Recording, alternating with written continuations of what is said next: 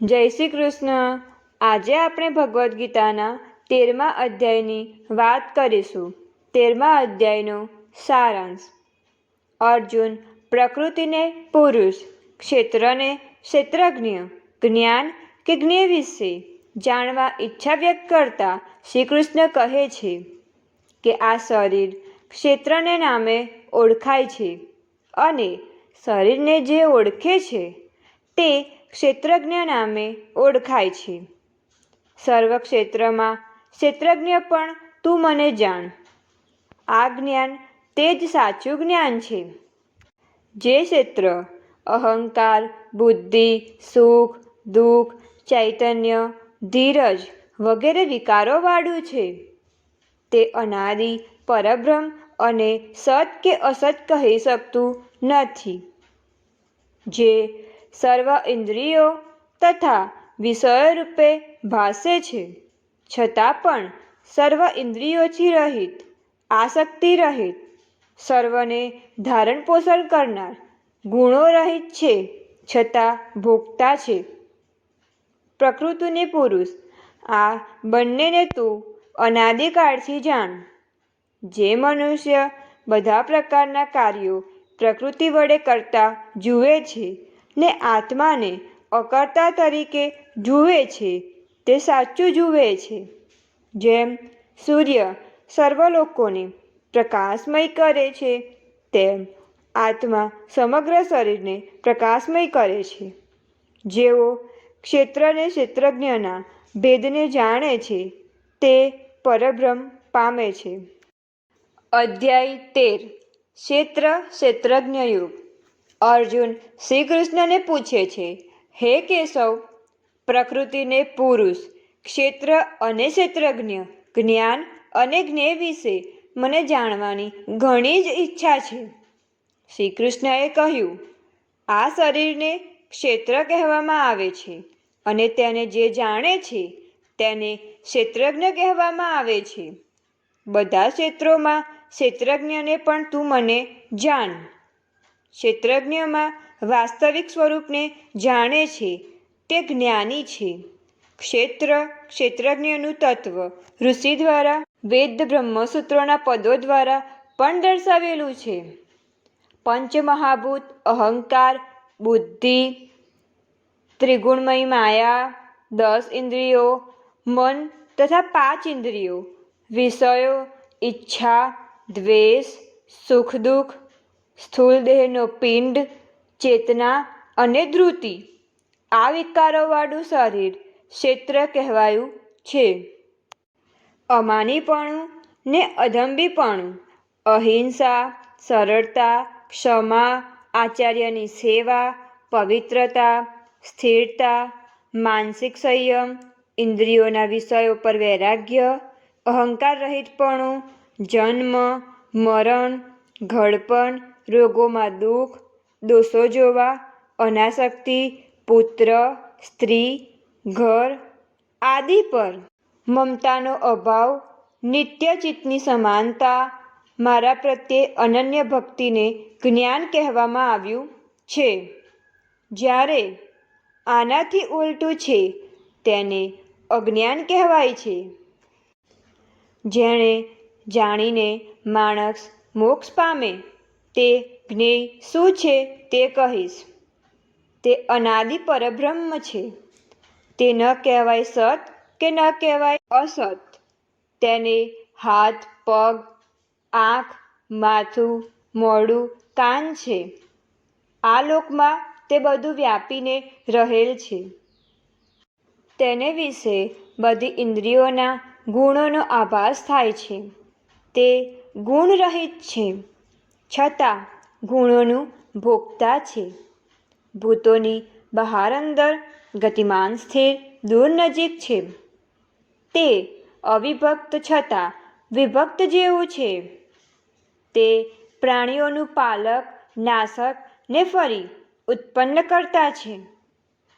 જે જ્યોતિઓનું પણ જ્યોતિ છે. તે અહંકારથી પર, જાણવા યોગ્ય, જ્ઞાનથી મપાય તેવું અને બધાના હૃદયમાં વસે છે.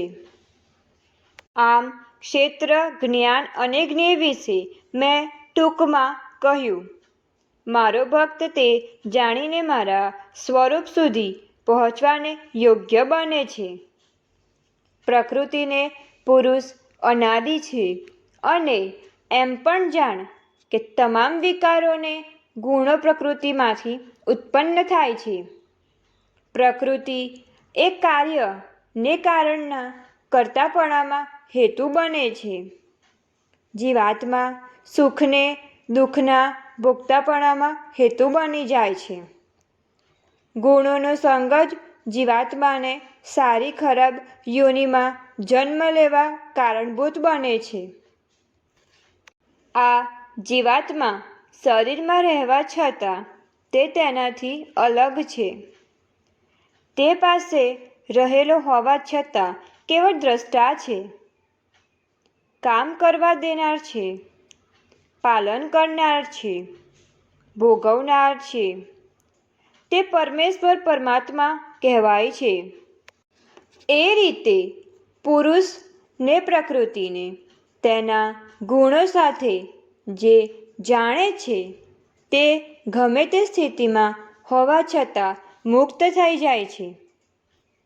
કેટલાક લોકો દેહમાં રહેલા આત્માને બુદ્ધિ દ્વારા ધ્યાન વડે, કેટલાક જ્ઞાનયોગ વડે ને બીજાઓ કર્મયોગ વડે દેહમાં આત્માને જુએ છે.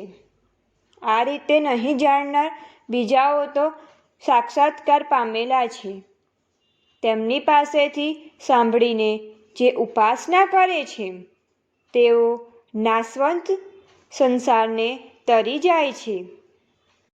હે અર્જુન, જે કાંઈ પણ સ્થાવર જંગમ પ્રાણી ઉત્પન્ન થાય છે તે ક્ષેત્ર અને ક્ષેત્રજ્ઞ સંયોગથી ઉત્પન્ન થાય છે. તેમ જાણ. જે મનુષ્ય સર્વ પ્રાણીમાં સમાન રહેલા પરમેશ્વરને તે પ્રાણી નાશ પામે છતાં જુએ છે તે ખરું જુએ છે. તે સચ્ચિદાનંદ રૂપ આત્માનો તિરસ્કાર કરતો નથી. છેવટે તે મોક્ષ પામે છે. જે પ્રકૃતિ વડે કર્મો થાય છે તે આત્માને અકર્તા માને છે. તે જ સાચું સમજે છે. જુદા જુદા પ્રાણીના ભાવ એકમાં રહેલા છે ને તેમાંથી વિસ્તાર પામેલા જે જાણે છે તે જ બ્રહ્મત્વને પામે છે. પરમાત્મા અનાદિને નિર્ગુણ હોવાથી અવિકારી છે. જેથી કરીને શરીરમાં રહેવા છતાં પણ કાંઈ કરતો નથી ને કર્મફળથી લેપાતો નથી. દેહમાં રહેલો આત્મા દૈહિક ગુણોથી દોષવાળો થતો નથી.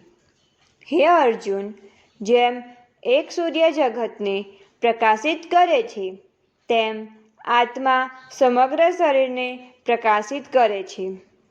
હે અર્જુન, જે જ્ઞાન દ્રષ્ટિથી ક્ષેત્ર ક્ષેત્રજ્ઞના ભેદને માયામાંથી છૂટવાના ઉપાય જાણે છે તે બ્રહ્મત્વને પ્રાપ્ત કરે છે.